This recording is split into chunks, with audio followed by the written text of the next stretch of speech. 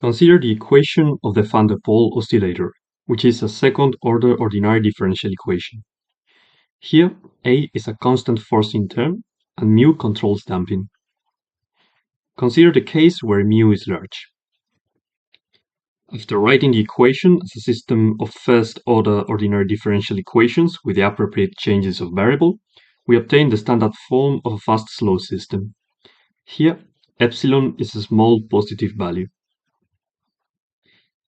Let epsilon be equal to 0.04, and let us vary the parameter a.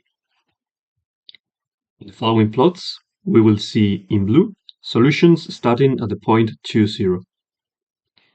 In red, the critical manifold of the fast-slow system, which is the set where the first equation vanishes, and it has three sections, two outer attracting branches on the left and the right, and one inner repelling branch in the middle. They are separated by the green dots. Also, the gray horizontal arrows represent the relative magnitude of the derivative of x in several points of the phase plane. For small values of a, we see the so-called relaxation cycles. So, if we start on the right, the orbit goes very close to an attracting slow manifold, and before reaching a repelling branch, the orbit jumps directly to the attracting branch on the left. As we approach values of a very close to 1, we see an interesting phenomenon. Bottom right, after the orbit follows an attracting slow manifold very closely, the orbit begins to bend toward the critical manifold.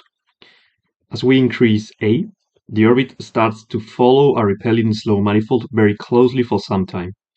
This is the so-called canard, which means duck in French, and receives this name because, with a little imagination, we can glimpse the silhouette of a duck, as the original discoverers already noticed in the 80s. However, there exists a limit value for the control parameter where the structure of the orbits changes noticeably. For the decimal places and epsilon that I have chosen, it is the one that you see on the screen, but obviously it depends on the decimal places we consider and also on the choice of epsilon.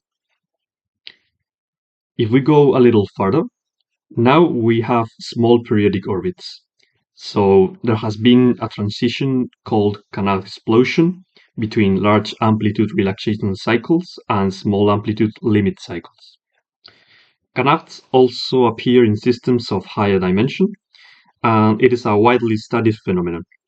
Apart from the van der Pol oscillator, they also appear in many physical and biological systems, such as, for example, excitable brain cell and heart cell models.